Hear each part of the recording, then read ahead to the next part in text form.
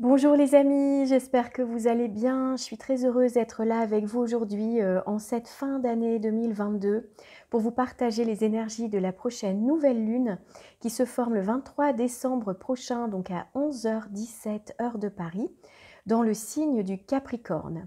Alors c'est la 13e nouvelle lune de l'année, parfois les années comportent 12 nouvelles lunes, parfois 13.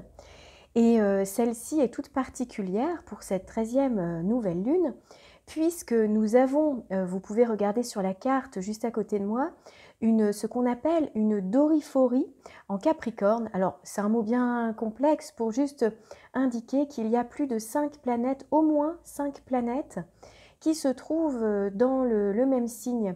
Donc là, dans le signe du Capricorne, on peut retrouver donc le Soleil et la Lune, puisque c'est le mariage céleste des deux planètes qui forment la nouvelle Lune. Ensuite, donc, on y retrouve Vénus, Mercure et Pluton. Donc on a quand même 4 planètes personnelles qui s'y trouvent. Donc les énergies capricorniennes, saturniennes sont fortement représentées pour cette lunaison. Donc on va décrypter un petit peu tout ça ensemble pour comprendre les messages du ciel, avancer en conscience et vivre surtout au rythme du cosmos, des cycles des planètes. Voilà, on va voir tout ça ensemble. Alors déjà, juste une petite parenthèse avant de rentrer dans le détail. Nous sommes au moment de cette nouvelle lune, quasiment au solstice d'hiver. Donc c'est-à-dire que la nuit la plus longue laisse place ensuite à la lumière qui va reprendre petit à petit le pas sur l'obscurité, tout simplement. Et elle va marquer un nouveau cycle qui s'en vient. Donc le soleil va renaître tout doucement, de plus en plus. Et c'est également associé traditionnellement à la fête de Yule, vous savez, le 21 décembre. Donc c'est la fête qui est assimilée aujourd'hui à Noël, hein, finalement. Mais c'est une fête traditionnelle. Donc j'ai bien envie de vous parler plutôt en fin de vidéo, où j'aborderai d'ailleurs, vous savez, la tradition des 12 nuits de Yule. Alors je ne vais pas le faire en entrée de vidéo pour ceux que ça n'intéresse pas forcément, mais si ça vous intéresse, vous pouvez retrouver ça en fin de vidéo. Je vous donnerai quelques petites explications si ça vous tente. Voilà. Alors, ces énergies dans le signe du Capricorne, associées au solstice d'hiver, hein, portail des dieux, c'est un portail. Donc là, ce sont des énergies à la fois de modération, de tempérance, on rentre quand même dans la saison d'hiver, on doit être prévoyant, on doit être quelque part un peu prudent aussi, comme le faisaient les anciens, pour passer l'hiver. Et en même temps, c'est un moment intense de joie, de renaissance et vraiment la fin d'un cycle pour aller vers ce nouveau cycle qui s'en vient, un nouveau départ, une transformation. Et on est vraiment sur le seuil de cette nouvelle année qui s'en vient. D'où l'intérêt peut-être de se relier à cette tradition des 12 nuits de Yule qui permettent justement d'accompagner ce temps de métamorphose, de passage d'une année à une autre, voilà, comme un petit bilan, un retour sur soi. Voilà, j'aborderai ça en fin de vidéo. Alors ici, donc cette nouvelle lune avec Doriphorie, donc les 5 planètes en Capricorne. Alors, j'ai regardé, on avait une doriphorie en Capricorne aussi comme ça en 1989. Alors, ce n'était pas tout à fait les mêmes protagonistes, on avait d'autres planètes qui s'y trouvaient. Nous avions bien sûr donc cette nouvelle lune, une nouvelle lune, donc Soleil et Lune. Il y avait également en présence donc Neptune, Uranus et Vénus, il me semble, donc dans ce signe. Donc 1989, c'est une année qui effectivement a laissé des traces de son passage ensuite, hein, sur le plan historique. Donc là, ce ne sont pas les mêmes planètes, mais quand même, cette configuration planétaire, on va dire, cette puissance, l'incarnation là de ces énergies très capricorniennes, eh bien, elles ont du sens. Donc on va essayer de regarder ça ensemble. Alors, on verra en même temps des événements majeurs qui arrivent de manière assez concomitante avec cette nouvelle lune, le passage de Jupiter, l'entrée dans le signe du Bélier, donc il se trouvera à 0 degré du signe au moment de cette nouvelle lune. Ensuite, donc, nous avons Jupiter, donc, dont je viens de parler, qui fait carré au luminaire, au Soleil et à la Lune. Uranus et Neptune qui sont bien reliés à Vénus et à Mercure, on va voir, Mars qui est toujours rétrograde jusqu'au 12 janvier, et Mercure donc qui va entamer sa rétrogradation quelques jours après cette nouvelle lune, donc le 28 décembre prochain. Donc on va en parler aussi, on va l'aborder. Et nous verrons également l'importance de la lune noire pendant cette lunaison, puisqu'elle là, elle fait face donc elle est en Cancer, et elle fait face donc à Vénus et à Mercure. On verra également que, comment dirais-je, Mercure et Vénus forment un carré à Chiron. Voilà, qu'on a un beau petit programme. Donc je vais synthétiser tout ça, je vais y aller, je vais aborder les choses de manière assez simple et concise, parce que ça fait quand même beaucoup de choses à voir. Donc, alors déjà, on va quand même regarder ensemble cette énergie du Capricorne, parce que comme on a quand même 5 planètes qui s'y trouvent, c'est quand même important d'aller sentir là, cette sensibilité de ces influences Capricorne.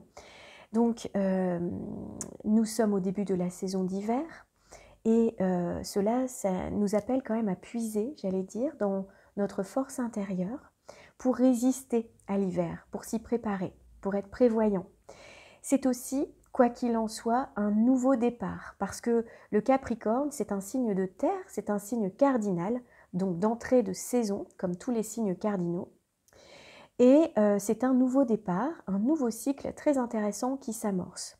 Donc là, eh bien, le signe du Capricorne, il est animé d'une force de structuration, de cadrage. Alors, c'est la structure, il représente la structure, le signe du Capricorne. Donc son maître, c'est Saturne, qui se trouve en Verseau. Et donc le Capricorne, là, il est courageux, il est pratique, pragmatique, concret, il est persévérant. Il y a des énergies on va dire, de travail, d'activité, infatigables, hein, qu'on peut retrouver dans ce signe. Donc, et c'est également un signe qui invite à être ambitieux, à gravir les échelons, à gravir la montagne. C'est un alpiniste de la vie, on pourrait dire autrement. Donc c'est effectivement pour conquérir la montagne, qui peut être parfois très attirante mais très dangereuse aussi, eh bien pour atteindre les hauteurs, le sommet, il faut canaliser son énergie. Donc là c'est important, effectivement, pour canaliser son énergie, eh bien d'être organisé, de planifier, d'être, comment dirais-je, concret et responsable, on va dire. Donc c'est-à-dire être prévoyant, rigoureux, strict, quelque part aussi avec soi, et discipliné. Et vraiment, les énergies qu'on peut retrouver dans ce signe du Capricorne. Alors, on peut viser un certain accomplissement social, professionnel, ou dans un certain type d'activité, parce souvent on aime quand même bien gérer, administrer, diriger, on est responsable. Et surtout, on a bien envie de préserver son autonomie et son indépendance. Donc le signe du Capricorne parfois peut aussi manquer un peu de souplesse, d'adaptabilité, il y a un côté un peu rigide, on se trouve quand même dans la terre froide et sèche de l'hiver, hein, là, donc on retrouve ce côté dur, dur comme du roc, mais aussi très solide, qui tient la route, hein, qui est vraiment solide. Alors, le signe du Capricorne peut se montrer également assez économe, ascète, c'est-à-dire qu'il va être prudent aussi dans ses actions, il va être dans l'économie d'énergie, mais dans la durée, vous voyez. Donc il y a l'idée aussi d'avoir peut-être une forme d'austérité quelque part, mais pour tenir dans la durée, vous voyez, pour passer l'hiver, c'est un peu ça. Alors, quoi qu'il en soit, il y a quand même une formidable énergie vitale en Capricorne qui justement permet de résister, d'être persévérant, d'aller jusqu'au bout, d'être fiable, solide. Voilà. Alors, on va voir que ces énergies, on va dire un petit peu parfois aussi sur la restriction, l'économie, comme ça, eh bien, on a quand même Jupiter, là, qui, on verra après, mais qui forme un carré au luminaire. Donc Jupiter, eh bien, là on est dans d'autres types d'énergie, un petit peu à l'inverse, à l'opposé de Saturne. Là on va être dans l'ouverture, dans créer des opportunités, dans la joie, dans l'abondance, dans la générosité, et puis surtout dans la joie de vivre. Donc Jupiter va insuffler malgré tout, malgré ses énergies, on verra, hein, toute cette belle joie de vivre aussi. Alors, du coup, j'ai plusieurs propositions à vous soumettre, j'allais dire, peut-être pour réfléchir à l'intérêt, l'influence de cette nouvelle lune peut-être dans votre vie. Alors c'est vrai qu'elle va impacter notamment les personnes qui ont des planètes à 1 degré des signes, puisque là, cette nouvelle lune a lieu à 1 degré du signe du Capricorne. Donc, toutes les personnes qui ont des planètes ou des points qui se trouvent à 1 degré des signes, notamment des planètes personnelles, donc on va dire Lune, Soleil, Mercure, Vénus, Mars, eh bien, ressentiront davantage l'impact de cette lunaison, et aussi si vous êtes des signes cardinaux. Donc dans le signe du Capricorne, bien sûr, du Cancer, de la Balance et du Bélier également. Alors, mais tout le monde ressentira, quoi qu'il en soit, les effets de cette nouvelle lune, puisque ce sont des énergies générales qui viennent impacter chacun d'entre nous. Alors, je dirais que les propositions que je pourrais faire, c'est quelle que soit votre situation, qu'elle soit liée au travail ou à autre chose, cette énergie Capricorne nous invite à penser à un nouveau plan, une nouvelle stratégie, un nouvel engagement, un nouvel investissement de notre énergie dans un projet. Donc elle invite à voir à long terme, à mettre en place un plan d'action avec ambition, avec persévérance et aussi avec une certaine idée d'effort, vous voyez, de faire des efforts pour y arriver. Mais ce qu'il faut savoir, c'est quand on s'investit avec l'énergie du Capricorne comme ça, même si on fournit des efforts quand même importants, qu'on prend des responsabilités, qu'on porte certaines choses quand même, ça porte ses fruits. C'est-à-dire que souvent, on réussit. Pourquoi? Eh bien parce qu'on planifie, on s'organise. Et on sait que quand on planifie, bien souvent, on arrive en tout cas à une concrétisation, voilà, quelque chose qui se réalise concrètement, quelque chose de réaliste, vous voyez, dans notre vie. Donc là, l'idée, eh bien, ça serait de se concentrer, se discipliner, s'organiser, être prévoyant, mature, ingénieux, rigoureux, travailleur. Peut-être qu'il y a qu'on peut observer dans sa vie à un moment donné, là, qu'il y a des choses qu'on n'a pas forcément réussi à mettre en place ces derniers mois ou ces dernières semaines, parce que peut-être on a été débordé, on n'a pas réussi à jongler avec tout. Donc là, l'idée de cette énergie très capricornienne, c'est de venir justement mettre de l'organisation là où ça a pu manquer, pour pouvoir justement être plus libre, plus serein finalement, plus autonome, plus organisé. Donc voilà, alors ensuite c'est une énergie qui est solide, concrète, fiable et qui permet de voir à long terme. Donc là l'idée c'est peut-être aussi de se projeter dans les mois qui viennent, dans l'année qui vient, de dire tiens, comment je vois ça dans 6 mois, dans 1 an, voire dans 5 ans, pourquoi pas aussi. Cette idée vraiment de se projeter pour pouvoir établir justement une planification. Et donc, comme je disais, prendre un engagement pour enclencher un mouvement dans le sens espéré, dans tout ce qui a pu peut-être nous manquer en termes d'organisation. C'est le bon moment d'oser, de planifier. Et s'il y a une activité qu'on n'a pas osé peut-être démarrer, eh bien, il n'est jamais trop tard pour réussir. Il n'est jamais trop tard pour démarrer quelque chose. Donc là, l'idée, c'est d'aller dans le sens de sa vie rêvée, dans le sens de ses rêves, et de profiter de ce côté concret, pragmatique et organisé pour mettre les choses en place. Alors, on peut travailler également sa souplesse aussi, parce que parfois, bien en Capricorne, il y a un côté un peu rigide, donc voir là où on peut peut-être assouplir les choses dans sa vie, se discipliner, bien sûr, ça j'en ai parlé, et puis surtout aussi être prévoyant pour l'avenir, économe, voir comment on peut mieux gérer à la fois son énergie, son argent, son temps, pour vis-à-vis de ses propres besoins, donc ses besoins de sécurité, ses besoins de bien-être, essayer justement de déterminer ça, hein, quel est là où on peut économiser son énergie et aussi être prévoyant pour eh bien, les semaines et les mois à venir. Voilà.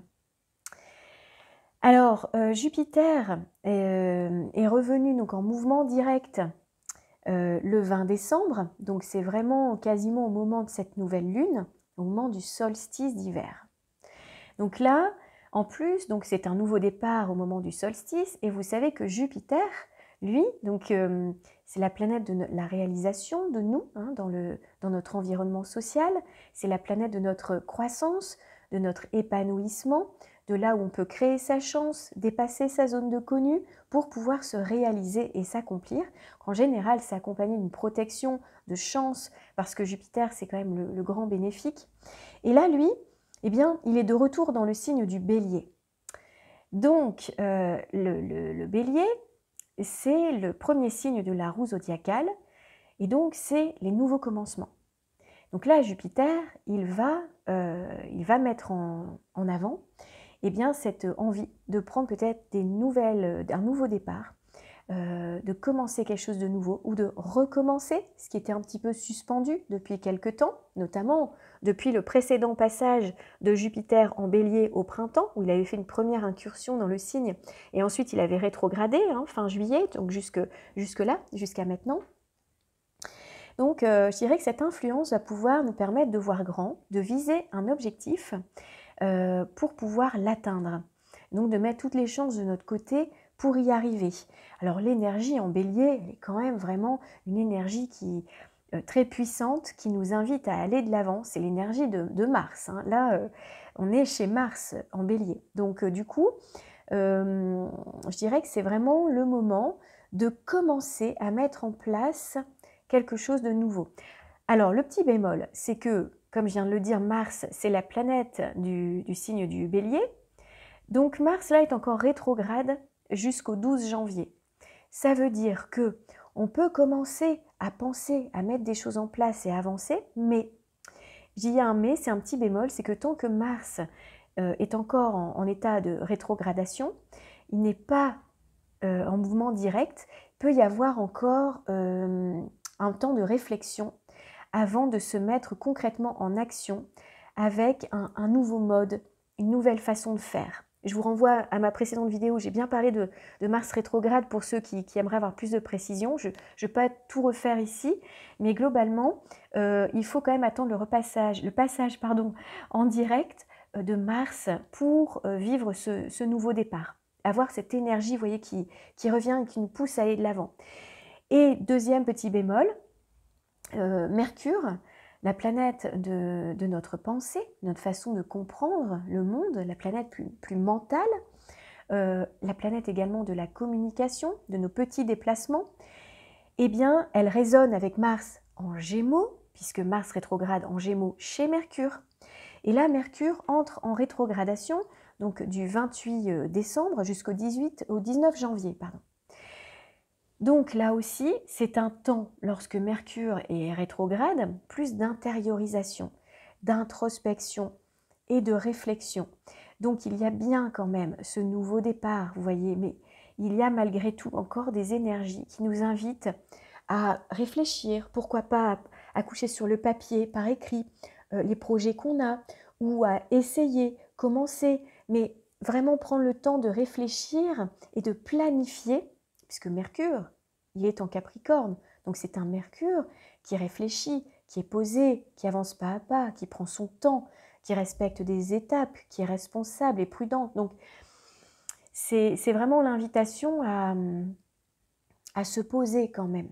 Donc je dirais que c'est ça. Et puis c'est vrai que Jupiter, je reviens sur Jupiter, qui forme donc un carré au luminaire, là il peut y avoir un petit danger, on va dire, d'exagération, de surestimation. On a envie de foncer en bélier, le bélier c'est un fonceur. Et donc là, je dirais que l'idée c'est d'avancer, oui, mais avec prudence, avec le temps, avec patience. Je dirais que le mot patience aussi, il est encore important pendant cette lunaison. Voilà. Donc, voilà un petit peu donc, pour ces énergies par rapport donc, au luminaire et notamment à Jupiter. Alors, on a également Vénus donc, et Mercure qui se trouvent dans le signe du Capricorne. Alors, Vénus en Capricorne. Je viens de parler de Mercure, donc maintenant je vais vous évoquer un peu ce que veut dire donc, Vénus. Elle nous parle de nos valeurs, de notre manière de nous mettre en lien, donc les liens affectifs. Elle représente les plaisirs de la vie, l'art, c'est-à-dire le lien au beau, à la beauté. Donc là, elle revient, elle est dans le signe en Capricorne, vous vous souvenez, où elle avait rétrogradé à la même période quasiment l'hiver dernier.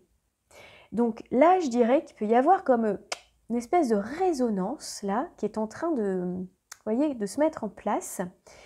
Et c'est vrai que dans le signe du Capricorne, Vénus, on ne peut pas dire qu'elle se sente très à l'aise. Parce que dans le signe du Capricorne, on est dans un signe quand même de restriction, de cadre, de frustration aussi parfois, et de renoncement, d'économie. Et c'est vrai que Vénus, elle, qui est plutôt dans... c'est la planète quand même maîtresse du taureau, et puis de la balance, on est quand même dans les plaisirs de la vie. Donc c'est... Je dirais que là, Vénus, elle peut se sentir un peu frustrée, limitée. On est chez Saturne. Saturne, c'est la planète des limites. Donc elle peut se sentir un peu limitée et elle n'est pas au top de son épanouissement. On peut même dire qu'elle ressent parfois de l'insatisfaction, c'est peut-être nécessaire qu'il faille renoncer à certaines choses parce qu'elle est sous la maîtrise quand même de Saturne en Capricorne. Donc là, elle se maîtrise, là, Vénus, elle se contrôle, elle est assez sérieuse, responsable, ascète, économe, prévoyante, exigeante.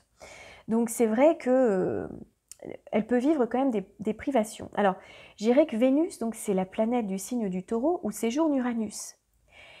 Et ce qui est quand même incroyable, c'est que au moment de cette nouvelle lune, Uranus forme un trigone à Vénus. Et il est chez elle, chez Vénus.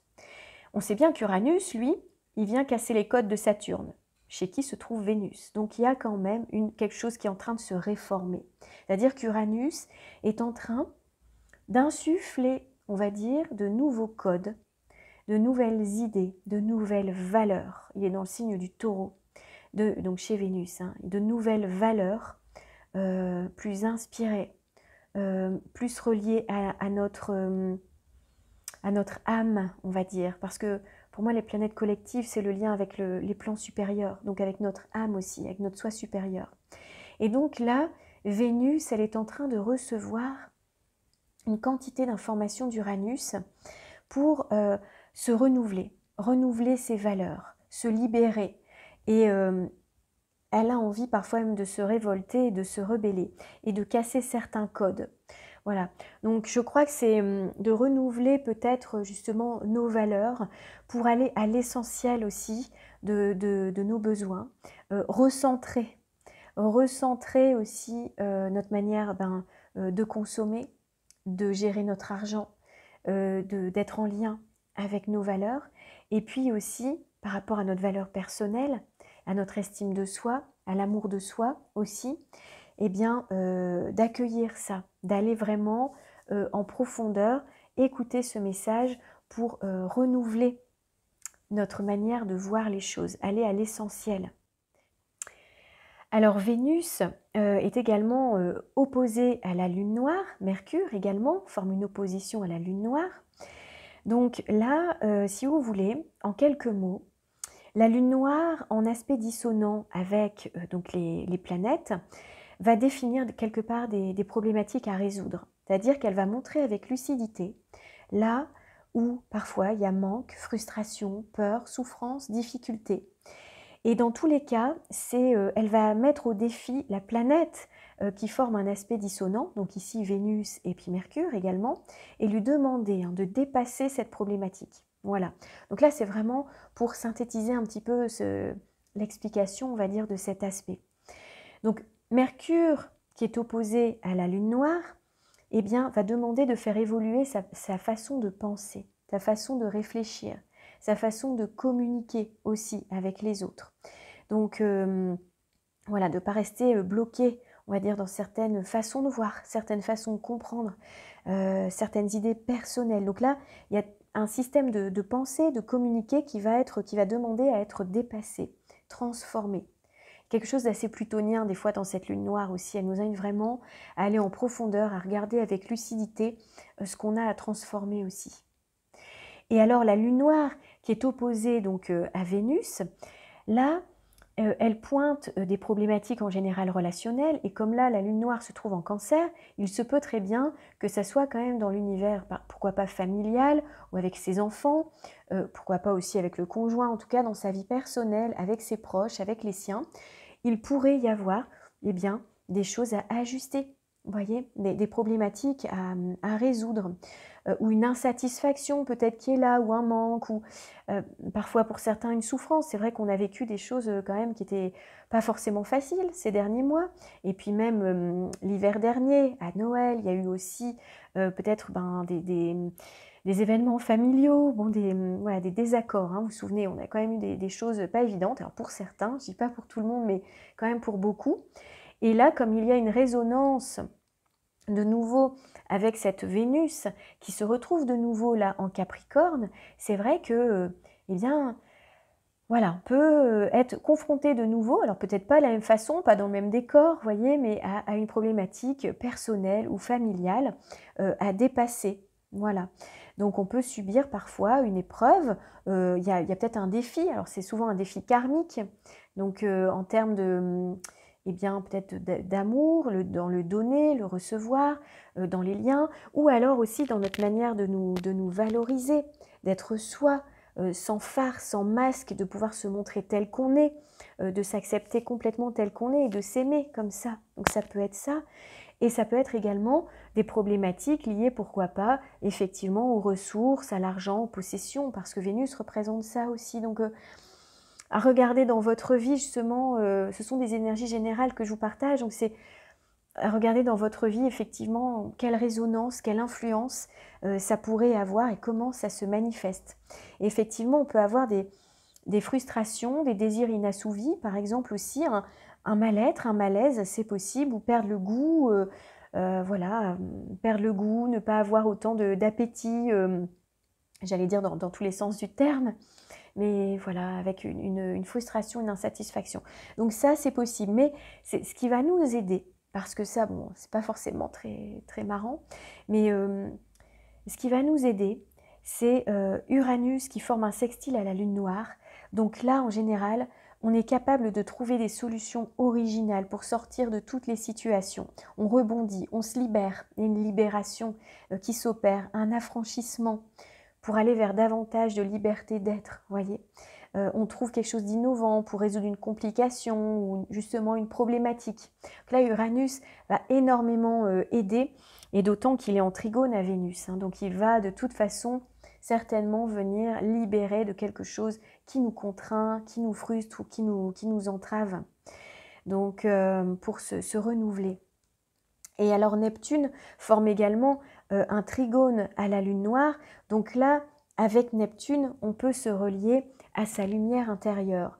On est porté par le courant divin, on est porté par des belles énergies comme un baume qui va aider à adoucir, à apaiser, à dénouer dans la douceur certaines situations. Et puis également, Neptune est très bien relié, comment dirais-je, à Vénus aussi, et puis à Mercure en sextile. Donc là, c'est pareil, c'est très aidant.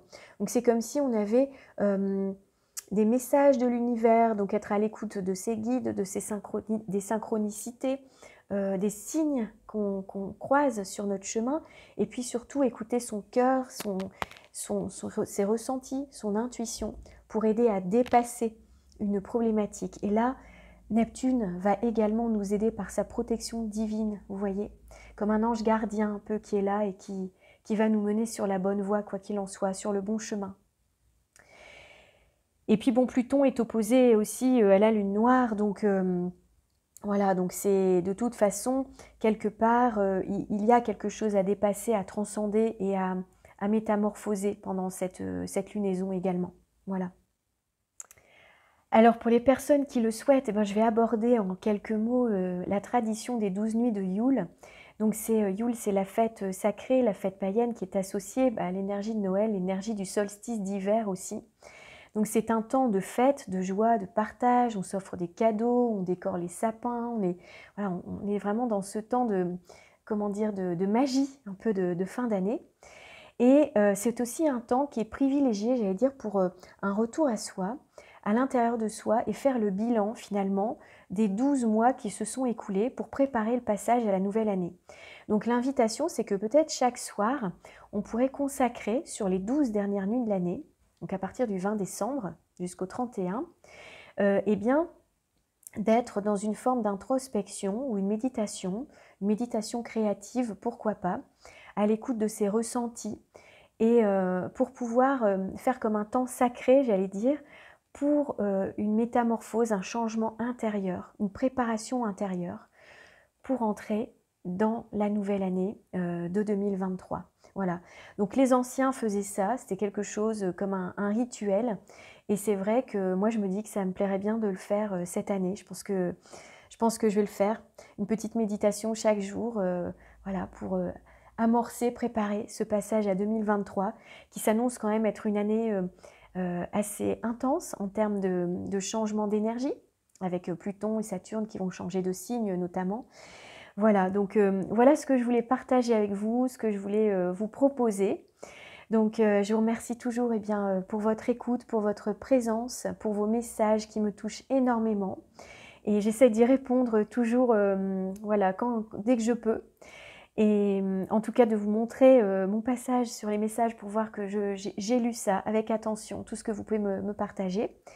Et je suis disponible pour celles et ceux qui souhaitent des accompagnements personnalisés à partir, maintenant ça va être au mois de janvier, mi-janvier déjà, parce que là je prends quelques jours cette fin d'année, j'imagine comme vous aussi peut-être.